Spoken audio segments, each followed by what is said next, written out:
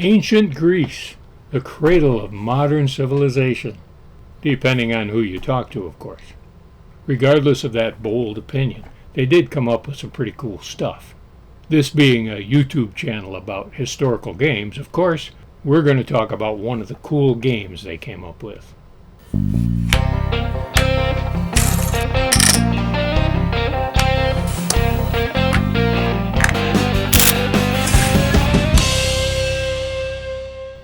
I'm sure you've heard of this guy here. The one on the left is Plato. The guy on the right is Aristotle, one of his students. You probably heard of him too. Well, Plato was around ancient Greece, around 300 BC, and he was coming up with a lot of cool philosophical, foundational ideas back then, and writing about them. And scattered about in his writings are references to a game that he called Petteia. The word Petteia means pebbles, and it was used to refer to small gaming stones. One source claims that the game came from Egypt. This implies that Petteia was probably based on a game called Siga, the only ancient Egyptian game that remotely resembles a Petteia board. That is, an array of squares in a square. In Plato's Republic, he compares Socrates' victims to bad Petteia players who are finally cornered and made unable to move by clever ones. In the same book, Plato says that Petteia involves long training in order to achieve proficiency. Aristotle wrote that a citizen without a state was like a Petteia gaming piece that was isolated on the board. Other authors of the time period refer to Petteia as a particularly challenging and difficult game. To the modern player, the reconstructed rules to Petteia are pretty simplistic, but maybe we're missing something.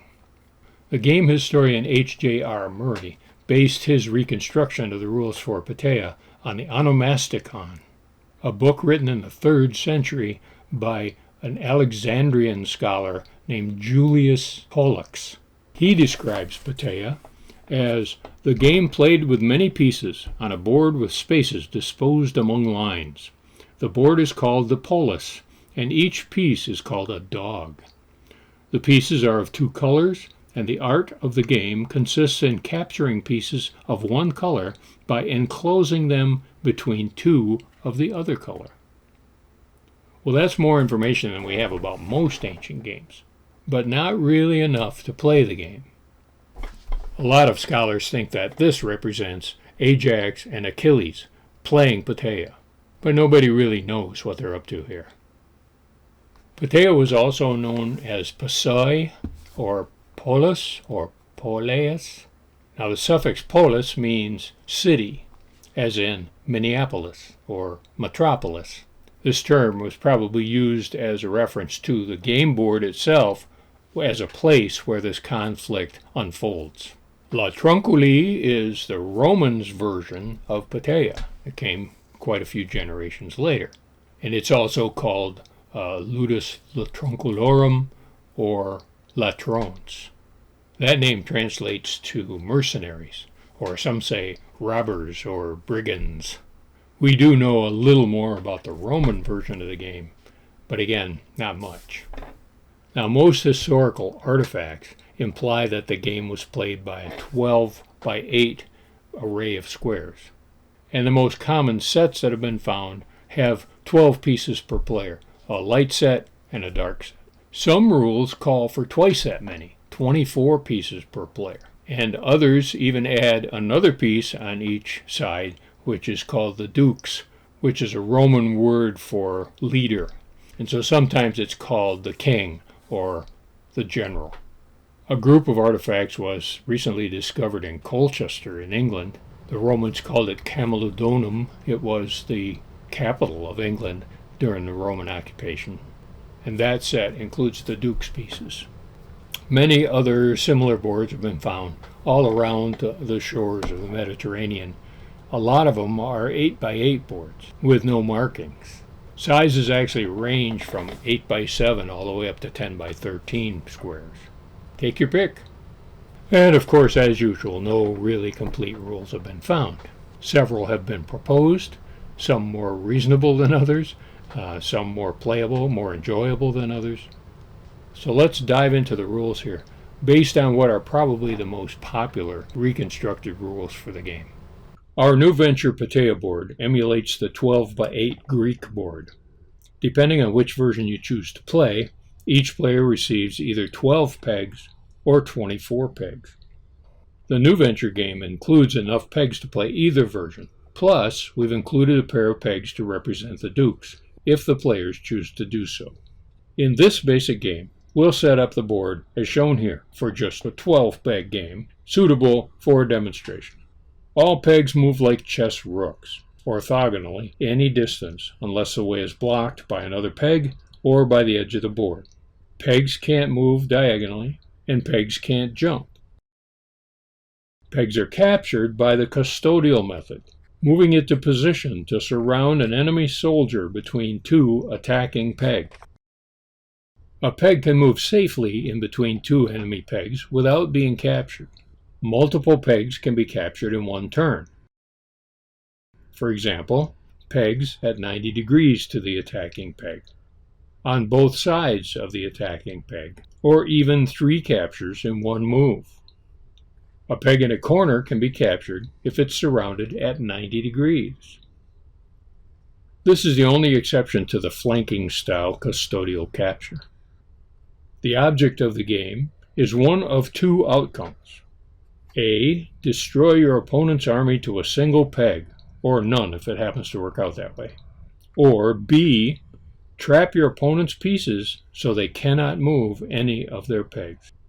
Now the addition of the dukes changes things just a little bit. The setup looks like this. Or this if you choose to play the 2-row version. The starting position is based on a description in an ancient document. The dukes moves and captures just like all the other pegs, and adds to the win condition in 2 ways. A. Capturing the opposing dukes wins the game, or B. Trapping the dukes so it can't be moved wins the game. This entrapment can involve pegs of both players. I've seen some rules that say also the A option doesn't stop the game. Play continues with one player leaderless. That doesn't really make much sense to me because the dukes could be considered a liability. Best sacrificed early in the game because your trapped dukes would still lose the game. These reconstructed rules were created by Vladislav Kowalski in about 20 years ago. There are other rule sets, and as usual, you want to be sure that both players understand which rules you're going to follow when you play the game. Mr. Kowalski says that the idea that the Greeks learned the game from or adapted the game from ancient Egyptian games doesn't have any foundation because there's no such game found in ancient Egypt. Sega apparently is not old enough to qualify. Now, very ancient depictions of Egyptians games being played are generally drawn on the profile, and so you can see the edge of the board and some pieces on top. So you can't really see what the configuration of the board is. The archaeologists can make assumptions about the game based on those pieces, but you can't really tell what they're playing. According to one source, Petteia was last mentioned in writing in the 2nd century CE, and the game latrunculi lasted a couple hundred years beyond that before it faded from the public eye. Still, a board game that lasts 5 centuries has got to have something going for it, right? Well, now's your chance to get a copy of Petteia for your own collection. We're including the game in our Kickstarter campaign. There's a lot to be seen in that campaign. Take a look at all the games listed there. I think you'll be glad you did. And meantime, be sure to play every day.